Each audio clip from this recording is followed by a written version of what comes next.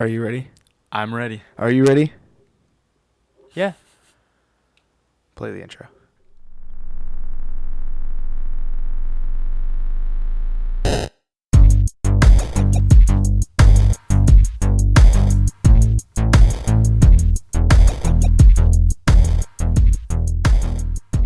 And we're back. Hello, ladies and gentlemen. My name is Ryan A. Moore. Joining me on this journey, before we even say the title of this whole show, I got to give props to these two gentlemen over here and here. I didn't even gesture to where I was pointing to. Over here. So, let me turn myself down a little bit. Over here on my left is the wonderful Quinn. He doesn't even want to. For those people that are listening on the audio, he shook his head. Oh yeah. They don't even know who you are. I nodded. Okay. And over here on my right is David. How are you doing, man? I'm all right. How are you? Pretty good. You were a little sleepy today. Yeah, you showed up and I wasn't quite ready. Yeah. Well, But, at least I showed up and Quinn showed up like an hour later. I was like, I thought I was a little late. Yeah, Ryan was like 20 minutes early. Quinn was like 20 minutes late. Yeah, that's about right. So that's okay. That was about right. I wasn't ready for Ryan. Oh man, it's been quite a week, or quite a month actually. We've got a lot of announcements, things to look forward to. We got March. This is obviously the episode of March. The way that this works is that throughout the month we split up the podcast every single week, and then at the end of the month you get to see the full video, and the full audio is released on SoundCloud, soundcloud.com/Primal Target. And there's a lot coming out this next month. I know, I'm excited. Yeah, you got Mass Effect coming out. I know. I know you're really excited about that. Yeah, You got the I Switch am. coming out, which you're going to be getting I'm going to be getting, yeah. Yeah. Is there anything you're looking forward to March? For this month? Yeah, Mr. PC only gamer over there. He's PlayStation as well. Okay. Not really. Not off the top of my head. I mean, I'm excited for things, but I'm not going to probably play them for a while. So. You also have Persona 5 to look forward to. Not in March. Not but, in March. Coming But yes, in the future, yeah. I do have that. So you'll have your month later. It's just not March yet. Yeah, I'm looking forward to Mass Effect Andromeda as well. I'm so pumped for Mass Effect. Yeah. I need to play through them one more time. You're going to take a day off to play it? I might. Launch day? Well, I don't. Yeah, I'm debating it. Yeah. I probably will. Do you, man? I mean, I remember when I first got my PS3, I called in sick the day after. Mm-hmm. So hopefully none of our coworkers watch this and are well, yeah, that was that was back during your. It's that was close to the PS3 launch window. I don't quite do that stuff now. Yeah. You know. Ladies and gentlemen, I'm a little bit older, a little bit wiser. This is Bitcade. It is a conversation podcast about video games. Yep, it's in kind of the title, so we talk about video games. And every single week we have a new topic we talk about. Each of us coming up with a topic. We talk about it with you. You discuss in the comment section below. Feel free to do so if you have a disagreement or an agreement. Make sure you also thumbs up and thumbs down if you don't like it. If you thumbs down, Quinn will cry. Yeah, I will cry. Yeah, we saw that. It torments my soul. So, but we've got a great show, ladies and gentlemen. The first topic we're going to talk about is this. Since we can't talk about the Switch because the Switch is not technically out yet, but by the time the first episode is posted, the Switch will be out. So, you are getting a Switch. Yeah, so I won't have discussed any, last month. Yeah, so I won't have any first impressions or anything like that. If you're looking to get my opinions or our opinions, because I will probably have you guys over at some point to check it out and try it out. We just don't have it. We just don't have that right now. You know. But the cool thing is that next month, for April, you will have a whole month of playing the Switch. So there's that. We'll have a few games. I think we're also going to pick up the Amiibos. We'll talk about what they do as well. But yeah, because it's kind of funny because my girlfriend and I were getting our Switch at GameStop, but we're gonna go to where we work because a coworker of hers is gonna get one too. So, but we weren't able to pre-order the Amiibos. From where we work? Or No, from GameStop. We weren't able to pre-order the Amiibos from GameStop. So we're going to get in line for the amiibos, but we're gonna wait in line with her coworker. So I was thinking, well, what if, while we're waiting in line, I'll go pick up our Switch from GameStop, and then we can wait in line, play the Switch, wait for our store to open, Oh, and then just wow. make So- everybody in line just jealous. Yeah, I see it. I see it. That'd be messed up, but yeah. So, as we're getting the Switch, some information came out this last month, February, about PlayStation had a handheld that was sort of patented. So the way the story kind of goes is that PlayStation, a lot of companies do this. Nintendo has done this as well. This is how we also found out about the Switch. They go through the Japanese patent office, and they patent something like major companies do. Mm-hmm. So this was originally filed August 2015. So it's been a while. It's 2017 now. Mm-hmm. Been a while since then. A little over a year and a half. Yeah. But this was published February 16th of this year, of 2017. And Sony had apparently designed this Switch-like thing. But the reason why the story is kind of weird is that Sony and Nintendo have ended up in kind of the same way. Mm-hmm. Just one executed on it because, well, Nintendo They kind had of to. needed to. They had to. Yeah. But yeah, that's what's kind of cool about it, and I was curious to talk about that with you guys, and also as well as what they have kind of changed in this as a pair, as different from the Vita, which we both have Vitas, and we like them, but we would like to play them a little more, and there's a lot of changes in here that are for the better. And how there's a rumble pack in these little controllers. Gotta which is kind include of the weird. rumble pack. It runs USB-C, which the Switch does, which is the new like reversible kind of like the It's like iPhone charger thing. Yeah, it's like a lightning cable, but not a lightning cable. Yeah, Android's version of it. And it also runs SIM and SD cards. And for people that have Vitas, A SIM card. they are. Did I like yeah. a so you can use it Oh as yeah, a yes, phone? yes. That was talked about too, because it was running just like how the Vita was.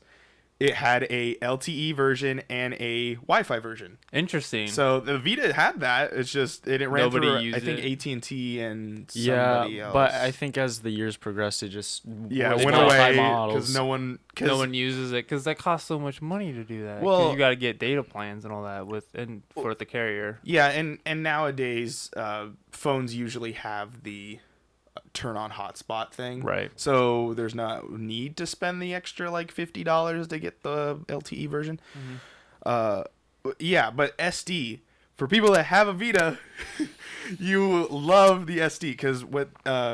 So since you didn't have a Vita, the Vita runs a proprietary PlayStation memory card. Yeah, It that's like, doesn't fit in it's- anything else. Yeah, it's like I've seen them. They're kind of long and a little they're narrow. they're little itty bitty itty bitty things. Okay, because I know of the little memory card that Sony made to try and compete with the SD cards before the SD cards became the standard. Because there was like the Sony one, and then there was this SD, and the SD one is the one that took off and just stomped Sony. Yeah, this was these little piece of garbage ones, and they go for, I think like a 64 is like $100 or It's 32 is $100. beyond overpriced. Yeah, Because I think I have like an 8 GB one, and that was like 30 or something like that. Yeah. Like I bought a 16 one, and I think that either may have been 30 or 60. I can't remember, but duly know the memory cards do hold a lot as for like Vita types for your saves, your games. I think I put a lot on an 8 GB one. But yeah, the fact that this was running SD cards is phenomenal. Like this is what you want. This is what everyone wants because the whole PlayStation proprietary memory card thing might have been the reason why Vita died. one of them. Yeah, one of the reasons, other than the video game support. But yeah, it's interesting to see where PlayStation was trying to end up in their end game, and possibly maybe this being a thing that might come out in the sometime future. But I guess my question is, as I was leading up to this, do you guys feel that PlayStation can compete or should compete against Nintendo in the handheld market? Because right now, the PlayStation Vita is now less powerful than a phone. It has some That's sort true. of I mean, reasons yeah. to keep around for games like Persona 4, Uncharted Golden Abyss, or was it Golden Abyss? Or Yeah, I Uncharted Golden think so. something or other. Everything's called Golden. Yeah, everything's golden on the Yeah. Vita. But I mean, there's also many great indie games. Like I love playing Super Meat Boy on there, even though it didn't start on there. But nonetheless, I'm just curious. Do you think PlayStation could compete with a 2017 Nintendo coming out with a Switch? I think they should. Okay. I think somebody should try to get into that handheld market because Nintendo's just been dominating it, and you're not really gonna get much growth without competition. The issue is Sony just sucks at like average, trying to there's boost no- up yeah, a console. there's hardly any support for it. Okay. I can't remember the last time I ever saw an advertisement for it. Yeah, it's been a while. Okay. There was that kid that did the PSP commercials. You remember that Yes. guy? Yeah. Little Well, kid the that was in PSP, Role Models. the PSP was a Oh, I lot more remember that. successful Yeah. though. Yeah. Because the PSP lasted like 10 years or something. So I have like that. numbers, just so you know, of what this is. So the PSP, let's see, is 8th of all-time selling consoles. Yeah, that's what I thought. All-time selling. That's pretty With good. 82 million units Yeah. sold. Yeah, I had a PSP. Now, duly note, this is before phones that Yeah. were like smartphones. Yeah. Well, I mean, Yeah, no, before we know what you the mean. modern day smartphone. Yeah. The regular DS still sits at second place with 154.2 million units. And it was like the Wii number one. I think the PlayStation 2. Is PlayStation 2 is still number one. Yes, I believe I thought the Wii. Oh, so okay. No, Sweet. I think the Go Wii's up PS2. there. This is also from Wikipedia too. Okay. So, but it's updated pretty frequently because this one actually, as of 2013, I have 2013 numbers. Okay. So, Okay. Yeah, I don't know. I just because I had a PSP and I really liked it. I didn't play much on it. I played the bundle I got was the launch bundle for Final Fantasy Dissidia, the fighting game that they did. So you had the PSP 1000. I don't remember. It was silver. I don't remember was which that specific 2000? one it I is. have They had like no so idea. many. It Yeah. wasn't slim. It was like a big fat guy, right? No, it was pretty thin. It was. Oh, maybe okay, Like, so you had a if slim. I had it in my hand, like this, Mhm. and I turned it like that, it would be about like that thick. Okay, so Okay. so yeah, that might have been like a 2000. I something like that. I don't. Yeah, I don't really remember. Yeah, they didn't call them like slims or anything like that. They Yeah. called them by the number thing.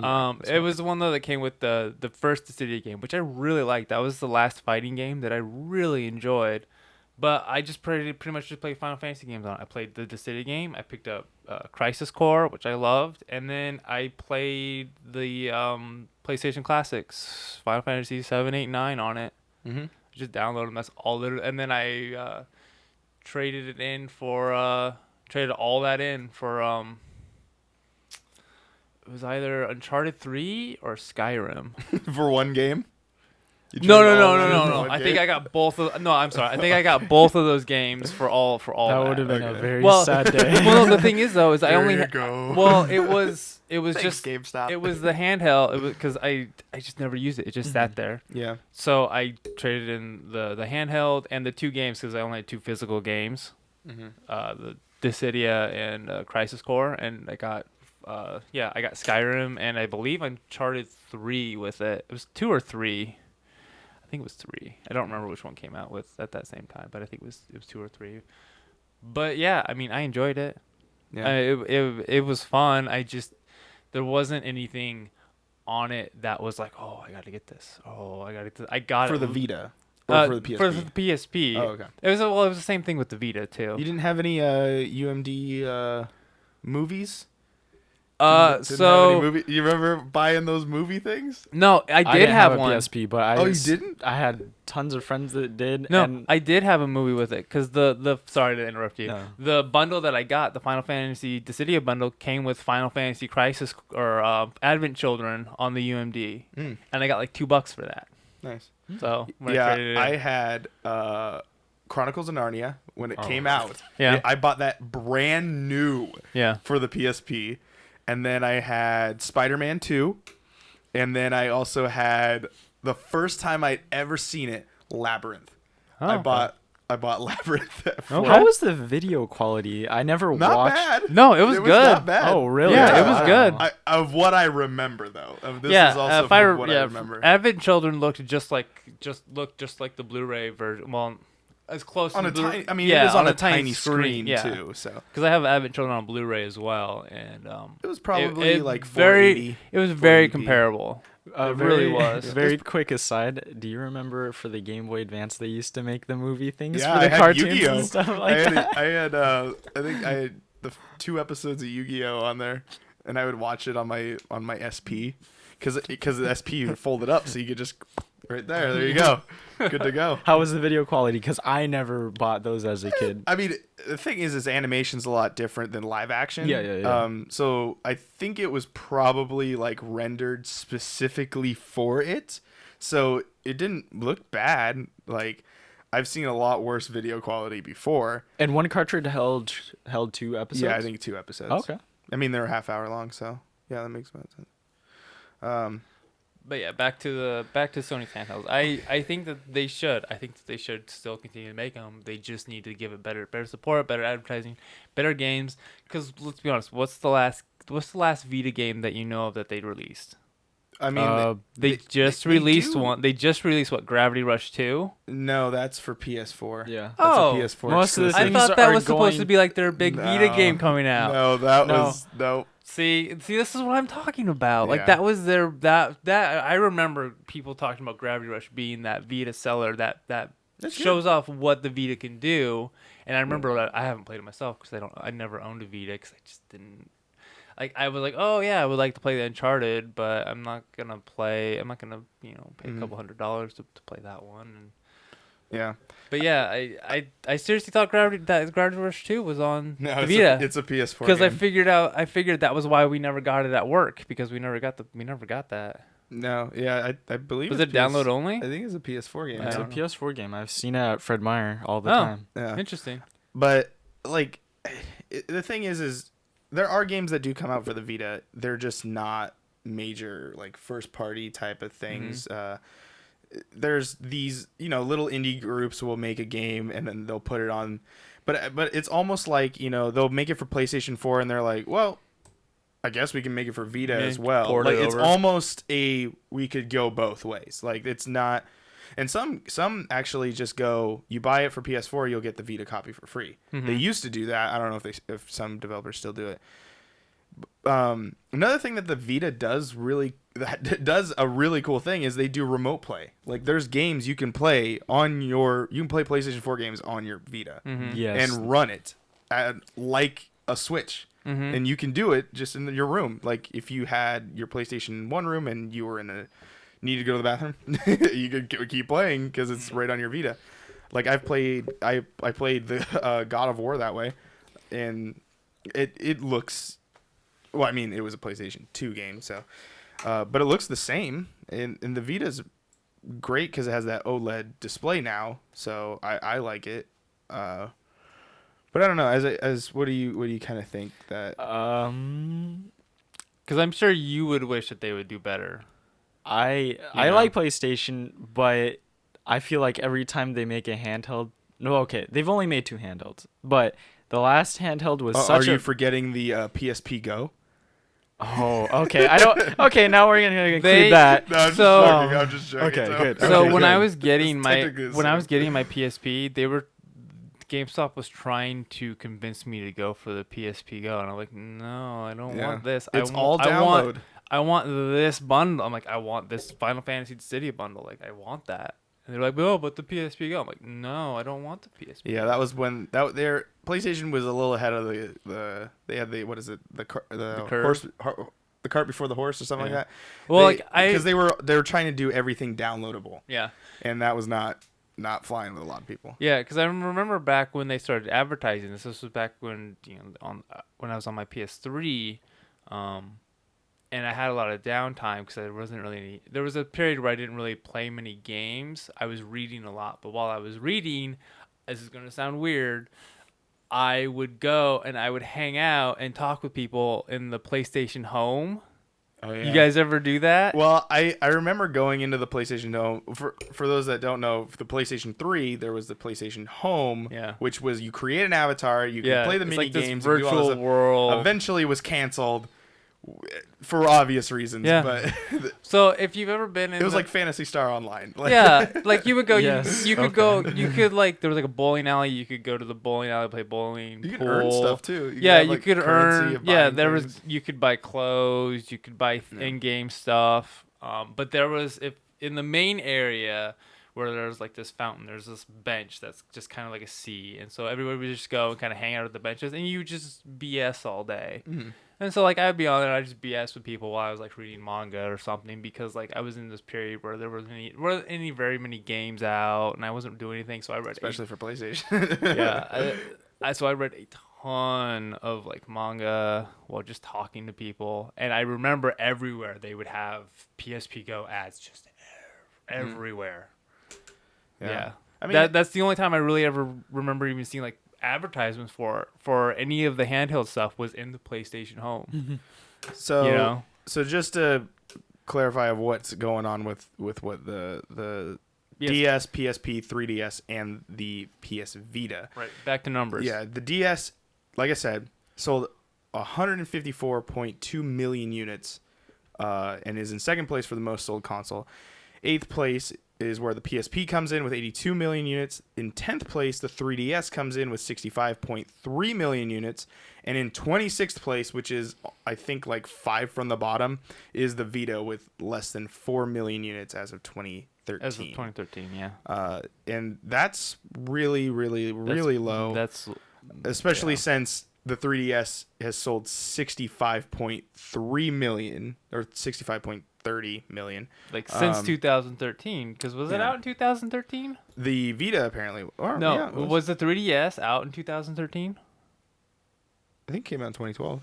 It came out when I was freshman year of high school. So That would make 6 years ago. me 6 years ago. Yeah, it definitely was out when I was a Okay. senior. Okay. Yeah, I was a senior in 2013. So, Okay. but I think that just saying if PlayStation was to go, you're good. You guys got that because like the Switch right now to me is a handheld. Like that's a handheld console, and I think if I went at this point, I think I'm gonna get a Switch just because now that I've seen it in its handheld mode, and a lot of people that fly a lot say it's a great travel companion, especially now you can just plug that thing in and boom, there you go. Yeah, because you just plug it in like a cell phone while you play it. Exactly. So I have heard though. Sorry, I have heard though. If you are gonna play like that, that you need to get the official Nintendo one charger because that's the only one that puts out the exact power that it really needs. I've In also order heard that to too. not, if you do like a third party one, it's not gonna give you enough power to negate the drainage that you're using while playing. I'm sure if you just find the milliamp, you'll be able to figure out what the milliamp. Well, wattage is. I was thinking they did do the numbers, and I watched a video where they broke down, if they use like third parties and if you use like your Apple like wall port to put into it, and then you get just a normal USB-C cable. The only way to, Oh, my grabbing yours. Yeah. I thought it was mine. So. the only way, Just fishing it down. yeah, the only way that you're able to, I know we're getting off topic here, but the only way to play it without losing battery power while it's plugged in is to use the official. Yeah, Nintendo well, one. if you look at every power brick should have this. If you don't buy them from like a pawn shop, they should have a little wattage on it Volts, that yeah. will tell you how many amps it's pushing out.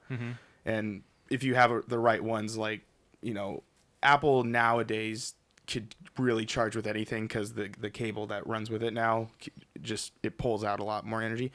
But yeah, I think that going back to the Vita, I think that if PlayStation could just do it right, and I mean it's a hard feat, and what does that even mean? Kind of goes into the question of that too. But like I love the Vita, I like the size of it, and then when I look at the Switch, I'm like, oh, this is a bigger version of a Vita with the buttons that actually make sense. Because like when you hold a Vita, you're like, for the first time when you hold a Vita, it's awkward because you're like, where do I put my hands? Especially if you played the first Vita lineup, it was really weird because the back touchscreen I think was bigger, and there was less like rubber pads because there's little rubber pads on the bottom where you kind of put your hand in so it doesn't slide off.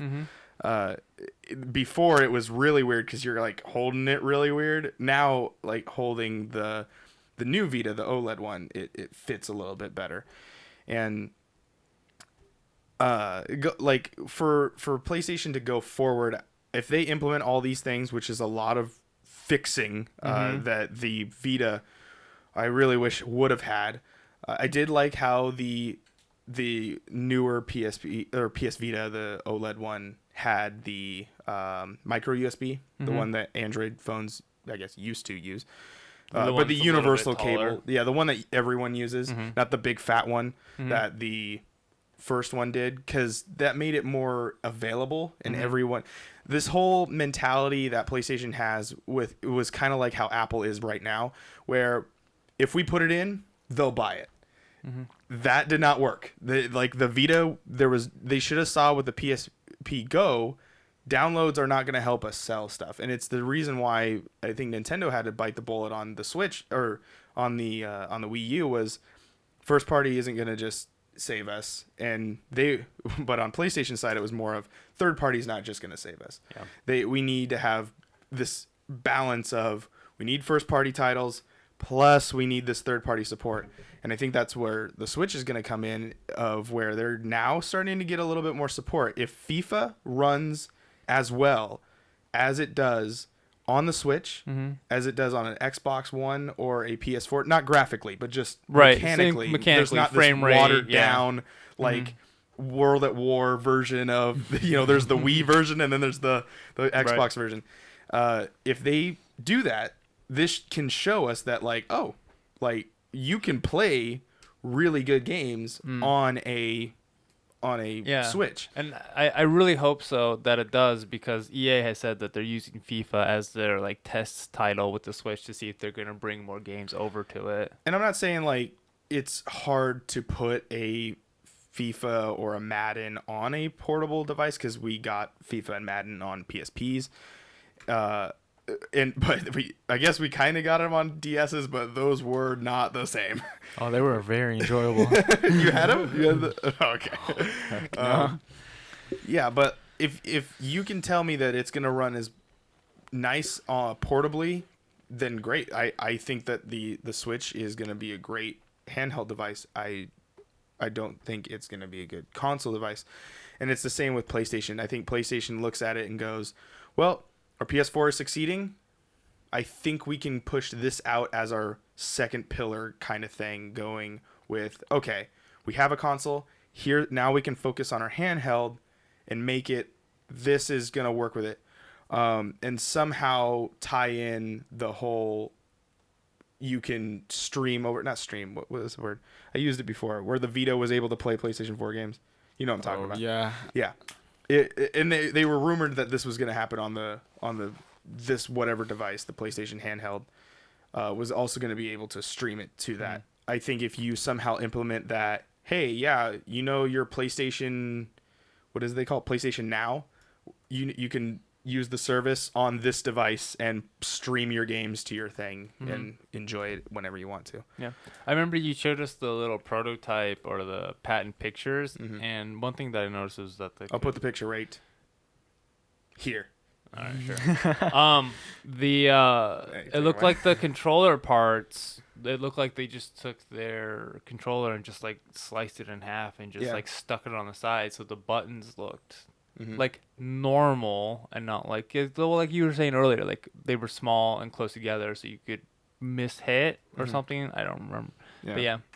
So and the one thing that I did not like about my PSP was the little, I don't even know if you call it a joystick, the thumbstick that just circles around. You can you can always take them off and replace them. Oh, really? I didn't know that. Yeah, I found that on accident. I was like, oh, click. Yeah, I felt that was, I never used it, but considering that I primarily played just like the Final Fantasy games, although the only one that I really needed to use it on was Dissidia, but the other ones I just used the D-pad because it didn't like how it felt. I just didn't like how it felt. Like the sort of like texture-y sort Well, of weird. like I like it. I like my joysticks to like when I move it, I like to feel the angle. Whereas with this, I'm just like pushing it around. It just feels like a clunkier D-pad. The Vita did fix that. Like Did it? the joysticks are nice. I mean, it's a really nice machine. It's just things are too darn small. Like as a big-handed American, I guess, it's just I can't really, I've gotten used to it. But there are times where you're kind of like, I don't know, they gotta click these little toy buttons here. It looks, obviously, when you look at a Vita, you're kind of like, I don't know what like cereal box you got that one out of, but yeah, any final thoughts on the Vita? What do you think? If you were in that PlayStation meeting, they go, Quinn, hey, it's your decision. Oh, it's my decision. Should we make another PlayStation handheld to compete with Switch? I'd say no. I love Nintendo. No, just joking. I mean, they can try. I just don't have too much confidence in them in the portable market, in all honesty. Okay, so you think they should just throw in the towel? Yeah, I mean, their PS4 is doing good. Like, Yeah, they are. What about you? I think they should. Okay. I think they just need to do better. They need to support it. Give it like first party, third party. It just needs like exclusive system selling games, and then advertising. No more of this sharing Yeah, PlayStation 4. Well, I'm all for the sharing, okay, but I think it needs to have its own like exclusive titles to be like, hey, you should get this to play these awesome games. So like you don't want to see Tearaway on, or not Tear. Well, I guess now it is. But you don't want like what's that one? Gravity Rush on Vita and PlayStation 3. You would For rather 4, have yeah. more of Uncharted Golden Abyss, like the Well, yeah, official, like specific I Vita feel game. like that's it needs something like that. It needs its Pokemon. It Okay. needs a game that's like, okay, this game or these games, this series or these number of games are going to be on this device specifically, because Nintendo has that with the 3DS. I mean, that's why I bought a 3DS. yeah, like To play Pokemon. yeah, That'll probably be it's the reason same- why I buy a Switch. Yeah, because that's why we got Rebecca, my girlfriend, her 3DS. She was wanting a 3DS for a while, so we picked up the 20th anniversary Pokemon By edition. the way, And as of this recording, did you know yesterday? I just checked Facebook, and they'll do like on this day. Yeah. That was the day we bought the 3DSs. We were in the same store. So, oh, really? yeah. Okay. That's when we bought them. Really? That was a year ago? Yep. Wow. As of yesterday, because that was the 20th anniversary. It was yesterday for Pokemon. Oh, cool. Anyway. But yeah, it's but sorry, I didn't mean to No, interrupt it's you. fine. No, It just needs advertising, better game support, and then Sony themselves need to support it, because where we work, we got rid of all of our Vita stuff like over a year ago. That's true. Yeah. You know? You walk into that store. Yeah, there's nothing So- there. But it was there about a year and a half ago. We had it. Some very, very small selection. I will tell you, we do sell the best Vita case though. There's no, like, I bought the case from us, Yeah. and it's the best Yeah. Vita case. I use a Game Boy Advance case for my Vita. You can fit it in there? Well, it's really oblong because it's supposed to fit like on one side the Game Boy Advance, the charger, and then the upper case is the okay. games. Got it. And so it's like the perfect size for my Vita, and I'm just like, cool. Yeah, hey, two birds with one stone. But yeah, I really think though that they should, because Nintendo needs a competitor. Yeah. I feel like that's the biggest thing, is there needs to be another on the market. You can't just let Nintendo just dominate it, as they're probably always going to. But there needs to be a Pepsi to their Coke. Yeah. You know what I mean? Yeah, I think that I think there needs to be another PlayStation handheld, just because I prefer to play the games on. I like handheld games. I like traveling, and there's this little thing that has good quality stuff on it.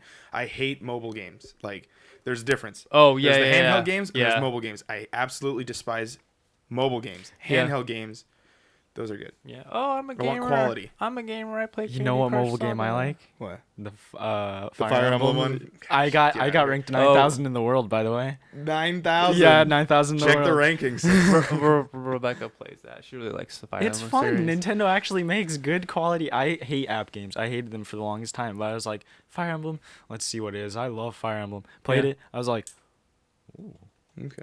Yeah, because I was out because when she started playing, I was like, Well, hold on. all right, okay. Let's end this conversation. All right. But yeah, I think I think that I do. I think So they need to do no, it. yes, Yes. and yes. Yeah. There's your votes. Comment section below what you think PlayStation should do with the PlayStation handheld that might or might not be coming out. Well, I said no, so PlayStation asked me specifically. Yeah, So. that's true. That's true. You were the only one in that meeting. Moving on to the next topic. This is your topic. Yes. Something about some artistic type Yes. stuff. What are we So, talking about? I wanted to ask you guys. It's a 2-for-1 deal Oh, we a got twofer. going on today. A two for Yes. today. Oh man. So one of the things that I pay attention to a lot in video games, I think most people do too, but I do it because I really like art, and I've always had the idea of making a video game, but not really because I don't really feel like it. Is also this helps me make my decision in buying games too, because I'll just go to the question. You don't want an ugly looking game. Yeah, exactly. Got it. What games do you like for their artistic style, just graphically or whatever, and then also your favorite games that have like music or music composer for video games. So Yeah. either of those. So how many did you write down?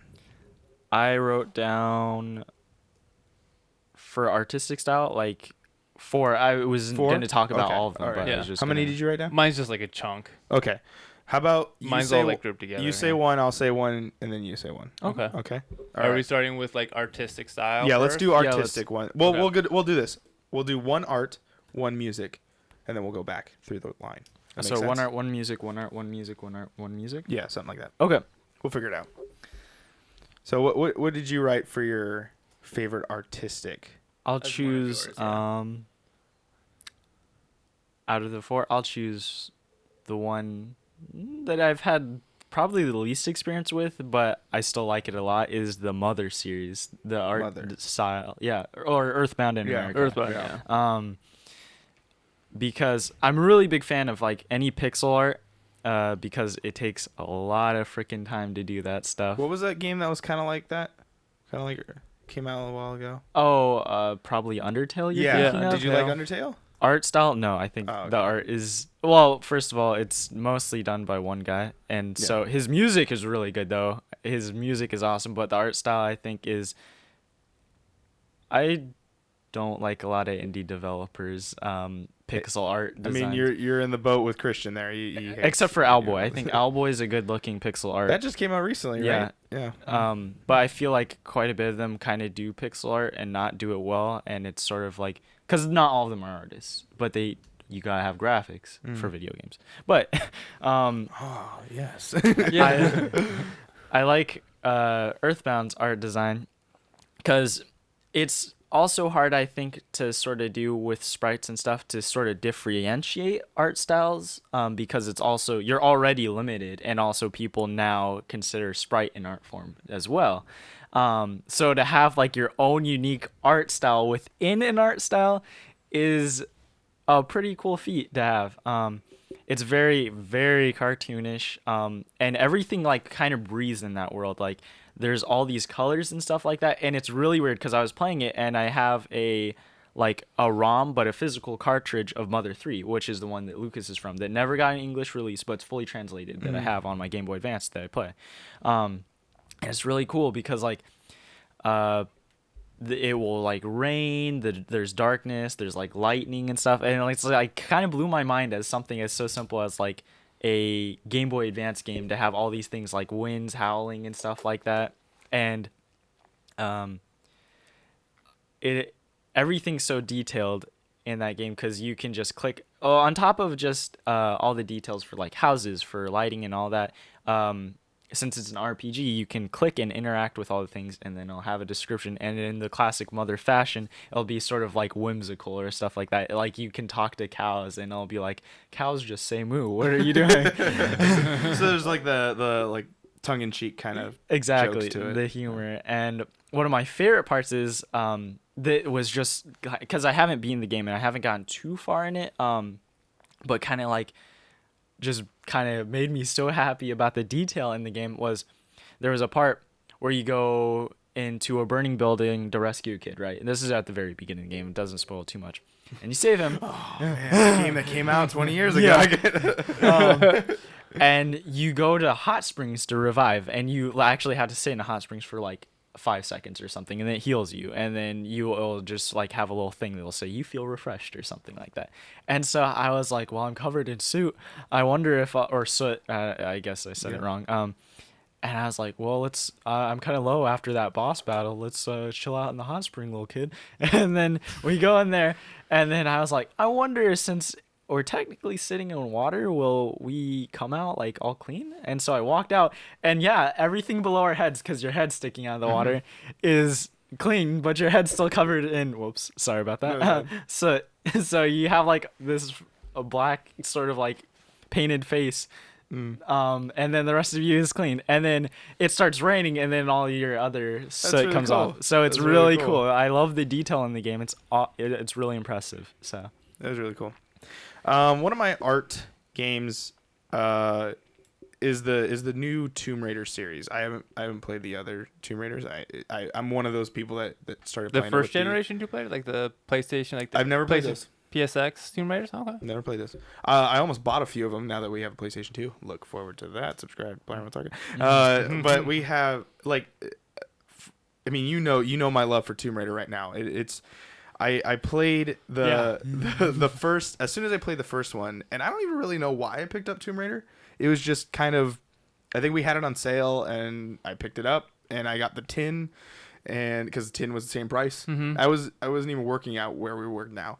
I was still a kid. I was still in high school, and so I played it, and I go, wow, this is really, like, this looks great. And you see the way that Laura looks, and you see the way that all this, like, visually everything looks, and then I was like, wow, this looks great. I mean, you can't really get any better and then you play Rise of the Tomb Raider, and you're like, holy crap, that's freaking Camilla Luddington. Like, that is her. That is her in this game. And you see when she gets it, like how you were talking about with the hot springs in Mother, where when she goes into water and she comes out and she's like wet, she has to pull her hair, and you see it drain off of her. I the first time I saw that, I was like, whoa, because I noticed stuff like that, like when the little character details that a like character puts their does. arms on a wall and they walk by, And she does that too as well. Yeah, second I saw her do that, I was like, oh. But the other thing was I was like, way to go. I also love Pixar movies, and so when there's this much detail into a character design, and you see that through the character designs throughout the years of Pixar, they're a little bit simple of designing toys. They're all plastic. You can't really do a lot with that. But you skip a lot of the generations. You go all the way to Brave, and you see Merida's hair, and you see how flowing it is and how, like, fluffy it looks. Mm-hmm. That's a design that was specifically what they focused on in Brave, and you see that now kind of going on and them working on it a little bit more and more and more, trickling into other things. Yeah, I mean, you see it in Moana especially, and so going into Rise of the Tomb Raider, you really see the details. Like, she has, split ends. She doesn't have like a full on like tube of hair anymore, like how she did in the first game.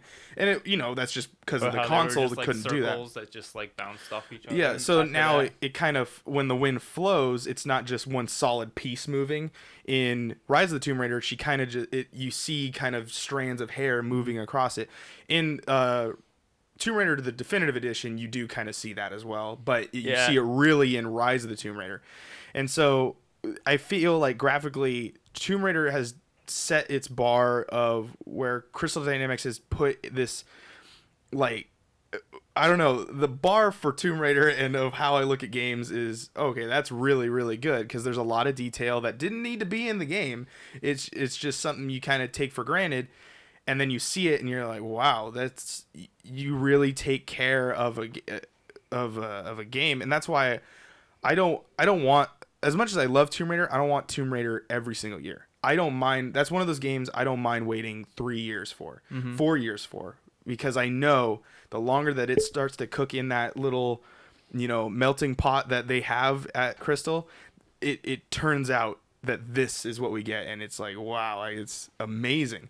So I'm really looking forward to that. So Tomb Raider is kind of like one of those art styles. Yeah. When your bars were graphical. Mm-hmm. Yeah. Okay. Well, I guess we'll go over to me now. Mm-hmm. Well, I mean, we were going back to Quinn at that. No, we're just skipping you. So one of the games that I put on my list that I originally, when it came out, I was not happy with it. Oh. Okay. And the reason why is, well, first of all, the game I'm gonna list off here is WoW, World of Warcraft. Okay. And you were a big WoW fan. I played it from vanilla up until patch, was it 3.4? It was like the first. Sounds like we all need to get into WoW now. If you play WoW, I think 3.4 was was like the first big expansion or DLC or content drop for the Cataclysm. Okay. It was and I stopped like 2 weeks before. I think it was called Firelands, the dungeon before that came out. You know. But I remember when it came out back in 2004, I believe. Okay. I was my friends and everybody that played MMOs with. We had moved from EverQuest to Final Fantasy 11. Evercrack. Yeah.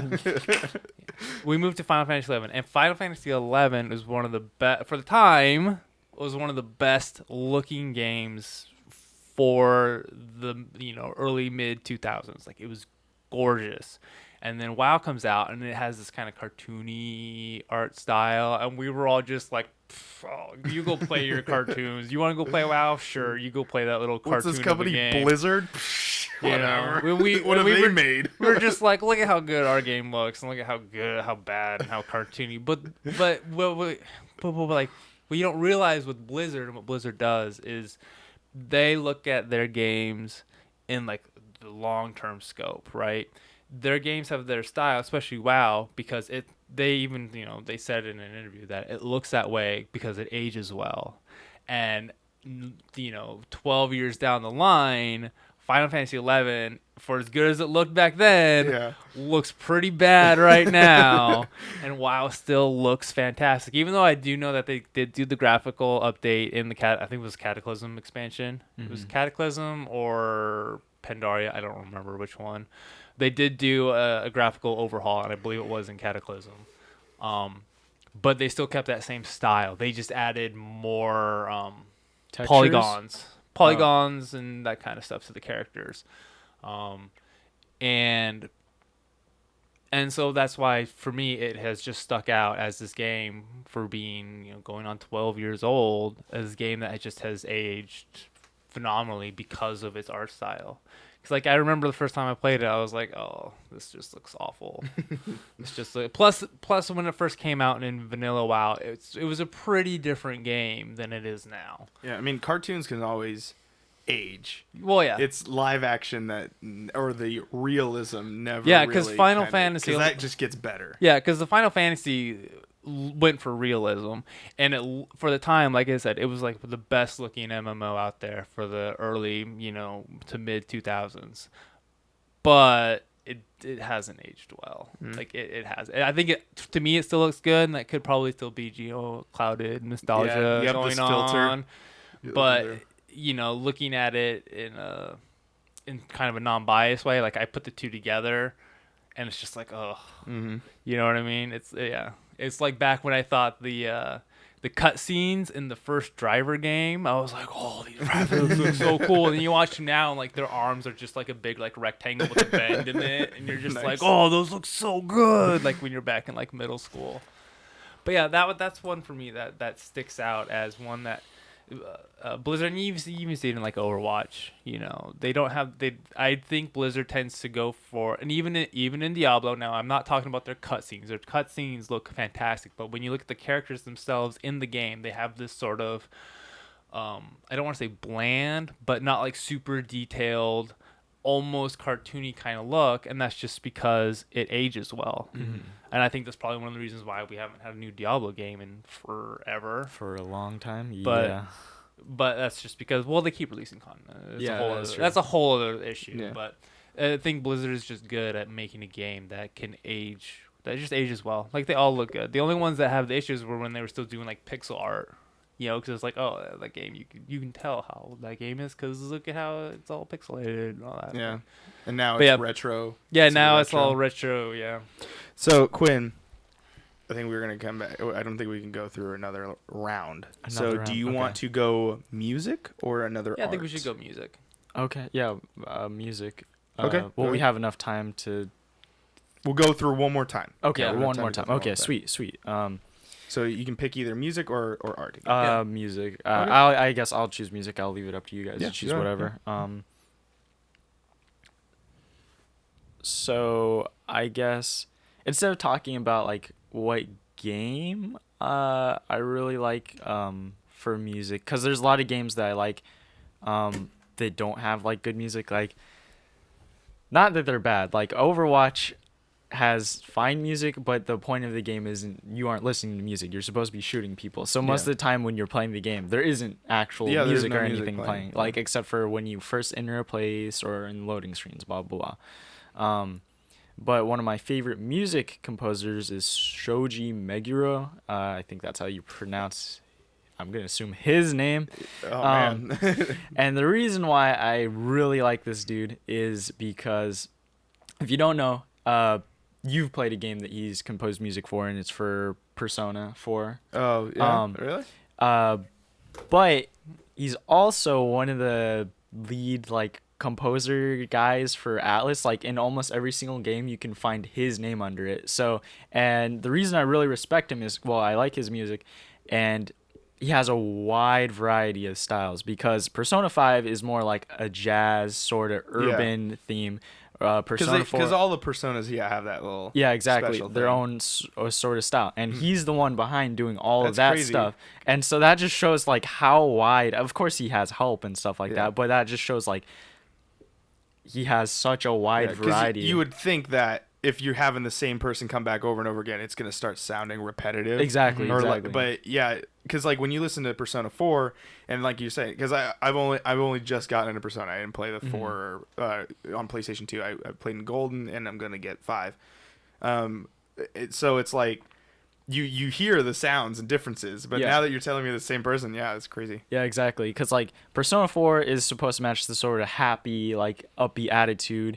Persona 3 is like it has a lot more like rap and sort of stuff like that. Yeah. And the main SMT series that he does a lot of the music to is like a lot of it is straight metal. Like it's just heavy guitars and stuff like that, and it's really like crazy just to go like.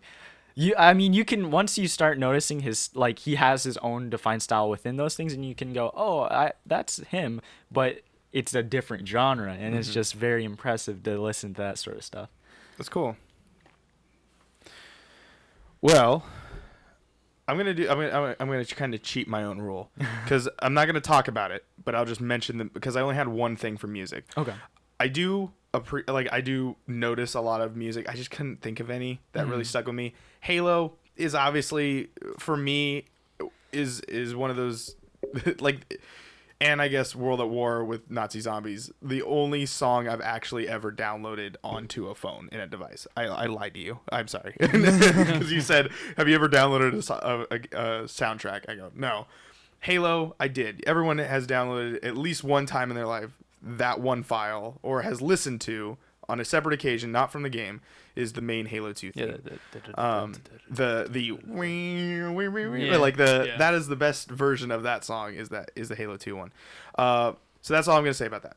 But Gears of War is my other art game because a lot of people look at it and they're like, oh, it's like gray and red is really what the color scheme of Gears of War is. But I will say Gears of War is the reason why I bought a 360. Like I looked at it, saw it. I didn't even get to I went to a friend's house, saw him play it for his birthday, and just watched him play. I didn't even get to play the game, and I immediately knew I want a 360 for that game alone. And I I liked Gears of War. I don't know if it was because of the fact that you could play with other players. I've gotten to play all of them except for Gears of War 4 and Judgment with my brother, and so there was that kind of, we were going through it all. We were playing this together. Obviously, because of what happens in Gears of War 3, I won't spoil it, even though it is an old game. There's a thing that happens, and that was kind of the moment of where, well, we can't. What do you exactly. do now? Yeah, exactly. So, you know what I'm talking about. You know what I'm talking about. A lot of people know what I'm talking about. But yeah, so Gears of War is definitely that. I guess they're these moving thumbs, but they to me were that step of like, this is HD. This is the sort of realistic look to people, other than the fact that they're body types.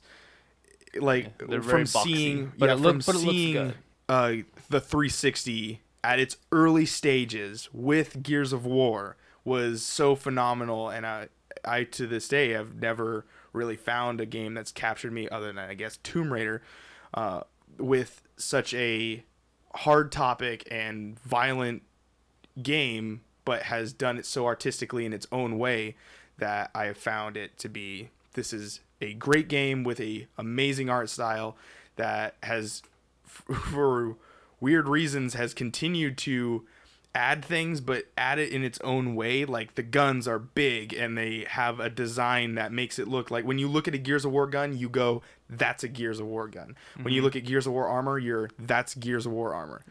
Even circles, for people that, like the circles, yeah, the cogs and all that. Yeah. So to me, Gears of War is my other art game that that really hits with me. So Okay. So I guess finishing it off. Yeah, I'll finish it up here with soundtrack. I'll go with the soundtrack. Okay.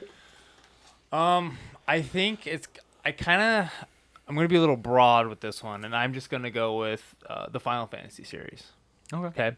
Now, there's only one game that sticks out to me that has, in my terms, in the best overall soundtrack for the games. But I mean, there's games like 7 where, like One Winged Angel, which is the main theme for Sephiroth. You would know if you heard it. Yeah, you would know it if you heard it. I thought he was in World of Warcraft. No. Yeah, he was a raid boss, right? Yeah. I thought it was One Winged Angel tends to be like the flagship song for the Final Fantasy series when people think of live performances and all that. And then the only thing that I liked from like Final Fantasy X, I didn't like Final Fantasy X as a game, but I did love the return to comment section. Yeah, go ahead, let me know. Go ahead and let me know. Yeah, let me know. It's fine. But we can debate it. The only thing that I liked about that game was the track "Return to Zendikar," which is that is a good song. Which is in like the title. Which is it Zendikar? No, it's Zendikar. Yeah, Is it called Zendikar? It's Return to Xanarkin. Xanarkin. Yeah. Return to Xanarkin. Yeah. Return to Xanarkin. Zendikar Yeah, is a Zendikar magic is a magic thing. Yeah. Right there. If anyone can see it. Yeah, Return to Xanarkin. That was the only thing that I liked about 10 was that song, and I was like, oh, why does this song have to be in this game? That's how I feel about quite a few things. But when it comes to very sad. but for me, when it comes to one specific game, if I have to say, I think this Final Fantasy game has the best soundtrack. And again, you're probably gonna say, oh, you're just being biased here, but I think hands down, Final Fantasy 11 has the best overall, most diverse soundtrack. They've got hundreds and hundreds of songs. One, because it's an MMO, right? Well, yeah, they basically have almost a song for each zone. Can you still play Final Fantasy 11? Oh yeah, I still get emails from all the time. Hey, come back, play for free for a week, and I'm like, no, I don't want to get hooked into that. Well, game. we might have to play it for a week. I have. So if either of you want to play it, I have an unopened copy of Final Fantasy 11 with all the DLC in it. Oh my gosh. It'll give you like your first month free or whatever, but then it is a subscription. But for PlayStation 2? No, it's for PC. Okay, I was like, copy. holy cow. Copy. Oh, I have PC. I have a PC too. But the whole soundtrack I think is fantastic. Like anytime I hear any like sound bite of one of their songs from that game, it instantly puts me. I know exactly where it comes from. I know they're all so memorable and they're all so unique because there's such a vast, unique world there because it's so big. And it also has the best Chocobo theme song. I will fight you with that. Best Chocobo theme song in Final Fantasy 11. It's so good. Because that's really the only recurring track that they do is the Chocobo theme and they each game does their own version of it. Huh. And 11's is the best in my opinion. It's the best. But the tracks just really fit the tone of like if you're in a raid, the tone of the zone, the feel of the zone. Yeah, like if it's dark and like and whatnot, like it feels grand and dark and it's So it's sort of like great. ambient then. Well, it's not like I guess it's because it's playing in the background and it's also in like the cutscenes and things like that Okay. and especially the town theme songs really stand out. Those are important. Yeah, Winder's Bestock and Sandoria. Sandoria? No, I don't remember what it's called. It's San Andreas. No, see that's the thing. I almost wanted to say Weird that, but crossover. it's called like San. It's like SAN apostrophe ORDEA or it's Sandoria. Everybody just referred to it as Sandy. Sandy. Okay. But yeah, Winders. I was a Winders boy. Ladies and gentlemen, make sure in the comment section below you put your favorite artistic game or your favorite music soundtrack below. And if you want to drop a link in there for your fellow PT Nation to click on there and listen to it itself, then feel free to do so. But we're moving on to our last topic. This is your topic. David, what are we talking about? Okay, yeah, so I thought maybe we could discuss what we felt could have been in your gaming career, something that has given you like a sense of accomplishment, an achievement you unlocked, a platinum trophy you grinded to gain, something, a kill streak. Like, oh, when I got my first nuke on Call of Duty Modern Warfare 2 or whatever, if you were one of those kind of people. Not that good. Just something that gave you a sense of pride and accomplishment in your gaming. Something that you look back on and you're like, yeah, I did this, And so I thought I'd start off with myself. For me, I had a couple things. One, I think the biggest thing for me was, and a lot of people, if you've ever played WoW and you were in a raiding guild, then you would relate to this. And this was back when I was during the Burning Crusade first expansion. I was part of what was called Team 2. Okay, Team 2 is in WoW. The term Team 2 is not considered good. It's almost like, oh, you're part of Team 2. Why aren't you on Team 1? That kind of thing. That makes sense. Because you have your better raiders were usually in Team 1. And so then they team would go in first? So you were the B team, not we the were A like team. the B team. Yeah, we were like the B team. And Oh, no. Team 2 was myself and my friend Stacy, who her character name was Kalora. And we were the raid leaders. We were the leaders of Team 2. We didn't call it Team 2. We called it Team B because the way raiding worked is there was this 10-man dungeon called Karazhan, right? And then after Karazhan, there was this one called Gruul's Lair. Gruul's Lair was a 25-man raid. So both teams would combine to make one raid to go do.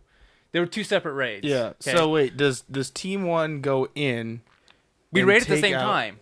Oh, okay. Because you each get your own raid dungeon when you go through the portal. If Got you played it. WoW, Okay. if for those of you who have played WoW, you know what you mean. You know what I'm talking about. Because you go through the portal and it creates your own raid zone for your team. So we would go in the first week or the first half of the week. We would go in. We would clear out Karazhan with our raid team. They would Team 1 because they were doing it longer than us. Would usually go through and do it faster than us. And then we would go through. We would get done. And then by the end of the week, that Thursday or Friday, we would group up both of our teams, and then we would go and do Gruul's Lair. Okay. Okay. So it really wasn't like, oh, this team's better than this team. It's just it was called Team 1 and Team 2 because we had to split up in order to do Karazhan because we couldn't go as a 20-person because it capped you at 10 players. And so as a raid leader, when we got to the point to where we started beating Team 1 in clearing Karazhan, oh, the feeling was so good because they were, kind of smug. Oh, why are you guys taking so long to clear out Karazhan? And they'd been doing Karazhan like a good month before we even formed and started going. Mm-hmm. So they were already geared. They were already familiar with all the boss fights and all that. But when we got to the point to where we started clearing the raid faster than them, oh, that feeling was so good. Because we were just we would pop out and be like, what's taking you guys so long? And then you're like, we're the new Team 1. Yeah. Look at me. I am the captain now. Yeah. And so as the raid leader, Stacy, Kalor, and myself, we were just like, yeah, go us. We're top dogs now. Yeah, because that for us is just something that we did this. Her and I, we formed this team. We did this. And now for our guild, we were the faster of the two teams. Even though we got started at it late, we could go through and do all the bosses first try, and then they started to struggle, and it was fun. It was fun to watch, which ultimately, unfortunately, led to tension between the two teams. Oh, but we lost some members because of that. But the very first time we beat Karazhan before they did. That high that we got, that feeling was fantastic because it was just a big middle finger to them because they were always like, oh, we're done, what boss are you guys on, you know what I mean? But yeah, that for me will always be something, that first time we killed Prince Malchazar before they did. What about you, Quinn? What's an achievement you've come to conquer and feel like I'm gonna grab Ashley real quick. Okay. That you feel that was one that you will never forget. You can set her up right here. I'm not. Well, the first things that came to mind is getting a high score in something, or I thought you were gonna say getting your high school diploma. No. It's That's a good accomplishment. That's not I a guess. video game. Life is not a video game. I wish. I mean, I guess you could, but depending on your lifestyle, it'd be a pretty boring one or an exciting one, I guess. And getting ranked in VGC, those are the first things that come to mind, but I don't really want to talk about those because I've already kind of touched up on them briefly before. Yeah.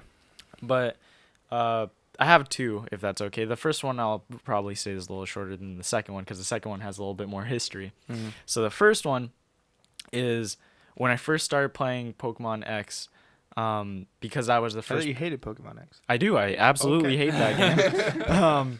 But it's a good competitive Pokemon game. I don't think the story is very good or the characters, especially coming after Black and White. But it was good. It had good online features, good competitive, and also cool mechanics and added fairy types. But I just think the story revolving around the game is just not very good. Comment section below. Yeah, you can hate on me about that, but it's worse than Gen 1. Wait a minute. Are you saying Gen 1 was bad? Yeah, the original Gen 1, I don't. All right, we move on. We'll Gen 2 is better in every way. We will talk about it in the next. Okay. We'll discuss this later. So I was playing that game a lot, and it was the first time I put a lot of time into a Pokemon game because I put 500 hours into that game. And I got my first shiny Pokemon, and it was the shiny Pokemon I really wanted because Gardevoir is one of my favorite Pokemon ever, and its shiny is pretty cool. Its regular shiny is Black and White, but it got a Mega Evolution in that game. And I was like, no, actually, yeah, it's technically Black and White. It has a black dress, and then it has white. I don't even know what to call it. It's not a human, white skin essentially. And it got a Mega Evolution, and I'm a huge sucker. My favorite things, this is going to sound a little weird, but, my favorite trait for, female video game characters, when I, play them or I just think is a cool trait is, elegance. One of the reasons, I think Princess Peach is really cool is because she's got, the cool, just ballroom, I guess, sort of, princess dress, kind of classic. Mm-hmm. And then I just, I can't think of anything of other like elegance or royalty. I mean, like if you guys watch Avatar: The Last Airbender before, no, okay. I Well, mean, when it premiered, and then I just Oh, kind of You fell mean off the of movie it. or the anime? the anime. I don't want to Oh, talk Ong? about. Yeah, I don't want to talk about the movie. The movie makes me so sad. But when He the has a character, different name in the movie than he yeah, has in the they're like anime. Ong Sokotoa. Oh, Sokotoa. But yeah, I just like those type of characters. I think they're cool. But I got a shiny one of those, and I was really excited. I didn't use it for when I played competitive though, but when it had its Mega Evolution, it was really cool because Gardevoir's Mega Evolution is it gets a giant flowing ballroom like dress, and it like looks awesome. And I was just like at that moment, I was like, this is a a cooler Pokemon, because I was like, how do you make a cool design already cooler? Which is the whole point of the Mega Evolutions, is like to make the design even better than it already is. But my, I guess one of my greatest achievements was I was playing Mega Man ZX, and you guys probably haven't played that game. I don't think a lot of people have. It's just a handheld Mega Man game that's a continuation after the Zero series and X series, hence the name ZX. And in this game, you play as a sort of like, they're called Reploids. So, well, I believe you play. So there's Reploids, which are just machines, they're androids, and then there's humans. But in this point in the story, humans and machines have sort of merged together as one, as like a law, because prior to those games, like the Mega Man X series and Zero series, are about the tension between robots and humans, like in Overwatch. But so Overwatch stole all their ideas. yeah, exactly. No, just joking. Nothing original about it. So they merged or the humans have to have like cyborg parts, and cyborgs, or robots, I mean, aren't allowed to like live forever, because technically machines would just have to replace parts and they could function forever. And so you play as this person who's known as, there isn't Mega Man in this game. They're called Mega Men or Mega Mans or whatever. I don't know how you want to call it, but it's pretty much like Power Rangers. So they get these like little metal things, and they can transform into different forms. Okay. So like how Mega Man could, Yes. but now there's more of them. Yes, there's more of them, and they're not Mega Man, because he had the power to just steal people's powers. But you just, when you kill bosses, you take their metal away. You're like, this, you were using it for bad, now I'm taking it away. Got it. But one of the coolest boss fights in all of history, I think, is in this game, because after you beat the game, you go to the after. There's an after part of the game, and you're in this like sort of hard area, and it has like cool music, and you go down, and you like you walk into this room, and you always know when you're fighting a boss in Mega Man, because it always has the doors and stuff, and then Yeah, it falls down. yeah, and exactly. then You gotta. And so you walk in the room, and there's like space in the background, like planets, and you're like, well, what's going on? You walk forward, and you see Zero from the Zero series, and it was just so crazy. And then he says something in Japanese, which I believe my friend told me that he says, "I'm the Messiah," when he says that, and then he starts laughing, and then you go into the boss battle, and that boss fight is pretty hard, because it's already hard on its own. Like, I had to cheese him out by using this ninja style, and then just throwing a giant shuriken that hits multiple times, because he has a barrier thing that he lays down that does damage to you and also recovers his HP. And then he also has he has his gun, he has a sword, he can knock down boulders and stuff like that, and do all these weird things. And it is just crazy. And it's not the real Zero. It's just, if you played the Zero series, you'd know it. Spoiler. But what I didn't know is, because the reason I wanted to fight him too is because if you beat him, well, so I thought, you get his like form. You can become Zero, and he's one of the most broken characters in that game, because he has inputs like Street Fighter inputs, where he can do like shoryukens and stuff like that. And so I beat him. I was using the ninja thing, and I was like, okay, sweet. Did I get it? And nothing happens. I was like, no way. And you don't rematch him. I at least I don't remember. So I was like, what do you have to do? So I look it up, And I was never good at any of the Mega Man games. I always tried hard, but I was never good at any like platformers of that kind of variety. And even though this one's more of a Metroidvania. And so I was like, I looked it up, and you have to beat him on hard, and on top of that, you have to beat him in the ZX form, the basic default form. So you can't like use any of the stronger forms in the game. It's just like the basic. You get a Buster and Sword form, and I was like, okay. And also on hard, I believe you don't get like extra HP or anything like that. I forget how it works, because like on So you're getting like basic. you get Mega Man, basic stuff. Yeah, or one of the Mega Men. yeah. Yeah. I mean, you can use the other forms in the battle. You just don't unlock him though. Yeah. So you wanted you were going all in. Yeah, You're like, so no, I'm earning this. I was like, oh my god, I have to do it. I need this form. It's so cool. And so I beat the game again on hard, which was difficult in itself because all the boss fights were a lot harder and took me a lot more time. Luckily, I didn't have to stick to ZX form for those ones. And then I get to him, and it took me forever to beat him. It just took a lot of time, and also like okay, yeah, I do remember, like it was just weird getting all the patterns down. It was just took forever, but I finally beat him. Then I got the ZX form, and one of the best rewards like out of any, well, a Mega Man game, because it was so overpowered and so cool, and it was just like it was awesome. Nice. All right. Well, I got kind of two mini. I got three mini ones, so I guess I'll make this all into one little thing. Yeah. So at one point, I was trying to do like I was trying to get a lot of achievements, like just boost my gamer score. And so for like a couple months, I just started boosting my gamer score.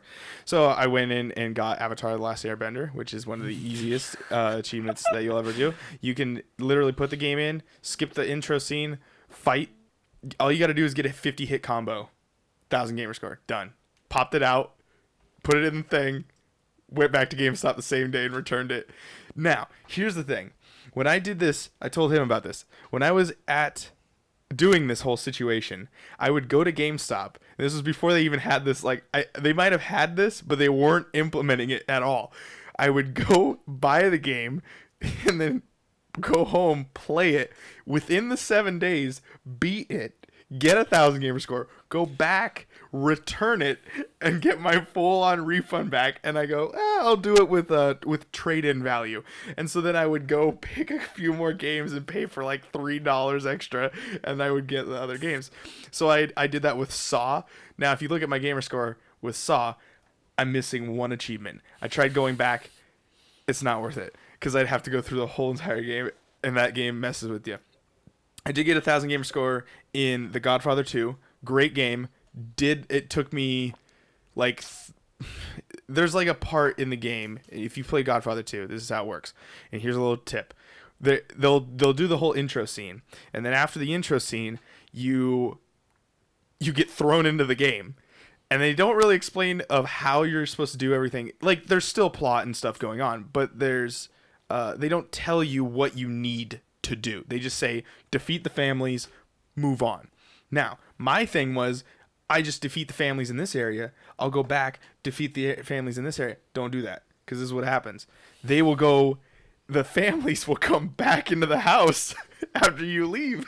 They'll rise up after a certain time, and they'll take over that area. Because while you're fighting all the families, the other families are fighting other families. There's 4 of them. So if you just took down Green's house and you left and you let that go, Yellow will come in and steal the house, and then they'll build up that whole area. You know what I'm saying? Mm-hmm. So I just went like, screw this. I can't do this by trying to defeat everyone in an area. You had to target all the families all at the same time. Like, not all at the same time, but individually. So you would have to take down the Green family. And then once you take down the Green family, they're gone. They don't come back. Then you go take down Yellow. Then you go take down Red. And you go take down Blue. I don't know if those are the colors, but that's how it works. So after I did all that, got 1,000 gamer score, finished that, I felt accomplished because that was the first game that I like put time into. The other games I was just like backyard football and like I plugged in 2 controllers and I just Oh my god! I let one of the main defense guys just run off, and then I would run out and just keep going. Or if there was times where I was trying to I try to run out and I eventually just started goofing around with it. I'd do both controllers at the same time. So I'd hike the ball, running back gets the ball, runs out, and then I would just run all the way back to my end zone and just keep clicking over every defender so they're running off screen, and then just run and then keep going, and then everyone's out of the way and I just score a touchdown. You can do it. Backyard football. I can't remember if it was like 2008. I think you could do it on that one. So that was another one. That was my gamer score achievement stuff. That was pretty fun. Mass Effect was another one. When I beat Mass Effect, and I had him that I was talking to the whole trip. Great experience, and there was a sense of accomplishment after I like beat Mass Effect. Even though you mean the series and not just the first one. Yeah, the whole thing. Yeah. Because I was like, I got through all 3 games before Andromeda came out. That was pretty cool because I'd never been able to do anything like that. And like I had completed a series. I felt like I did what I wanted to do. There were, I didn't do everything, but I did what I felt was necessary if I was this person. Then Gears of War. I beat Gears of War 1 through 3 at the time. Now it's different because now you got, 4 and Judgment and all these other things. So with Gears of War, when I had beaten all 3 of them, there was a sense of accomplishment because I felt like you have a complete story. It's over. And then now we have 4 and now it's continuing on. So that, to me, is a sense of accomplishment of, I feel like I got a whole story with it, and now we're getting this new stuff. So those are my little mini ones, all into one, and I hope you enjoyed it. Yeah. So, this is good. We're at a good time. 122. Yeah, there we we're go. a good time. Any closing statements? Things you want to talk about? Are we wrapping it up? Are we wrapping it up? I think we're good. Done with that yeah, topic? we're good. Good.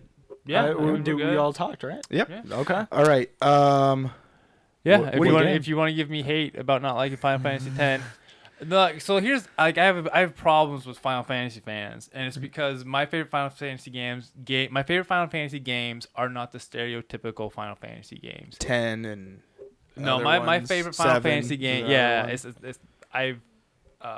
everybody was all 7 and 10, blah. I'm like, those are garbage. No, dang. We're definitely getting a dislike. We're getting a dislike for that. No, don't make Quinn cry. No, because I don't have like a favorite game, but my top 3 are 11, 12, and 9. Okay. And when people when I say that to people, they look at me odd, and I feel like first of all, a lot of people just dismiss 11, just straight off dismiss 11, and I'm like, well, that's too bad for you because it's fantastic Final Fantasy game, even though it's online MMO, it's fantastic Final Fantasy game. But yeah, let me know. Hate me. I don't care. Because I get in this all the time. All my Final Fantasy debates with other Final Fantasy fans start out nice and peaceful, and then they always turn into an argument. Yeah. And it's just, or like a debate. I should say debate, not an argument. So let me know. Let me know what's your favorite Final Fantasy game. What's your reasons? Comment section below what your achievements have been in video games. Yeah. David, what are you playing this last week or this last month? I guess. I've been playing Star Wars Force Unleashed because one of the free games. The for free gold? games it's for gold. free. Okay. Yeah, because I used to play it on the PS3. I played it on the Wii. Is it hold up? Yeah.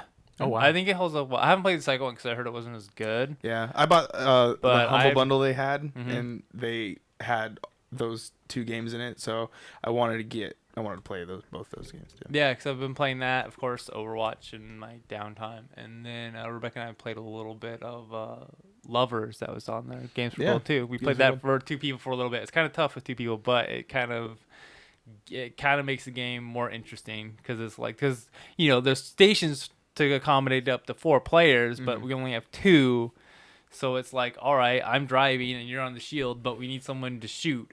Who's gonna stop doing what? Curse you, game, for making me have to find friends. But yeah, that's what I'm doing right now. Quinn, what have you been playing this last month of February? A a little addicted to a app game known as Fire Emblem Heroes. Okay. I'm a big fan of the Fire Emblem series, and I thought for sure since I hate app games that I would hate this game. Mm-hmm. But Nintendo is pretty good. I gotta say they're pretty good at getting me They're to 2 play for this 2 game. now, is what yeah, you're saying. they're pretty good. And then also I've been playing a little bit with my friend of Halo Wars 2. Oh, okay. I've never played an RTS before, so it was a very strange experience, and I was like, it was weird making my brain go like, you gotta do this and do like you got multitask when you do that, and Yeah. so it was very unusual, but it was very fun. I like the game. Cool. I used to play a lot of. Fun fact: the very first game that I ever played online was Command and Conquer: Red Alert. Nice. Back in Did you ever do it with 90? the headset where you could command? No. Okay. No, that wasn't. Did you a remember thing. that? No. That wasn't a thing for that game. Yeah, like in or no, what was that? Total War, I think, was like that. But yeah, that was back in 1998. 98. Yeah. Four? Oh, no, they ain't having that. 94. I was 94 or 95. I think it was in like 4th grade Hmm. on our old AOL disc things that we would get. Well, I have been playing Persona 4 Golden on the Vita. I went back to go play that because I'm like, I haven't finished this game. I gotta finish this game. So, And which has been getting me into a lot of trouble with other games because I haven't been playing them. You know what I'm talking about. Yeah, So- he's borrowing my girlfriend's copy of Ocarina of Time for the 3DS because he hasn't played it, No, and so no, she's been no. bugging him every single time she sees him. She asks him, "How's It's Ocarina not of Time?" bugging. I need the reminder. Yeah, I want to get through Persona 4 because we got Persona 5. I want to play that with you when we get that in the office. And then I want to play some sort of Final Fantasy thing with you. I don't know whether it's going to be though. But anyway, that's not until May, and I don't know when that will happen. So we'll because we still haven't done Steep. We said in the last episode we were going to do Steep. We're gonna try. We'll We do just that. can't find the time. snowboard adventures. Exactly. Or we just get caught up playing with everybody else on Overwatch. That's true. So I've The been only time you pop up on the Xbox is when they're all on. Yeah, that's and true. when they're all on, we're already playing Overwatch. exactly. So I got Overwatch and Persona 4. I've been Well, next playing. time you guys Persona 4 de-rank a Golden. bunch, just play Steve. Oh, that happens every day. Anyway, It's only when we play together. ladies and gentlemen, that is going to conclude this episode of Bitcade. Thank you so much for watching. If you watched the full thing, thank you for joining us at the end of the month, and you'll be joining us next week because we'll be talking about the month of March, of what has happened over the last month. Now, if you're joining us for the first week and you'd like to watch it all bit by bit, I enjoy your company, and it is because of you we get to make this awesome content of a podcast. Now, if you want to, so go ahead and subscribe. Feel free to do so. It's up there. Is it up there? I thought it was down below. Oh yeah, it is down there. They It's move like it down around below. every time. It doesn't matter. Next update it'll be over on the should be like side down corner. Anyway, sub over there. It's actually the X on the left side of the screen. No. Actually, if they go ahead, if they click on the video again, it'll give us another view. So I'm not So if you want to go ahead and subscribe, thank you so much for doing that. You'll get all the updates from Bitcade if you tap that little bell button. I believe it is down below next to the subscribe button. By doing that, you'll get a notification every single time a video is uploaded as well from Bitcade, from PT Pals, which is when we have a guest and play on, from the PT Plays, when we play Primal Target plays a game and all sorts of stuff. Things ensue. Now, we are also on various social medias. Twitter, Primal_Target. We are on Facebook, facebook.com/Primal Target. And we are over on SoundCloud. We are on SoundCloud.com/Primal Target. You can download this full episode of Bitcade over there at the end of the month when all the videos have been posted. You can download it to your mobile device, whether that be iPhone or Android. There's no discrimination towards that. Thank you so much, David. Thank you so much, Quinn. My name is Ryan A. Moore. We'll see you guys in the next video.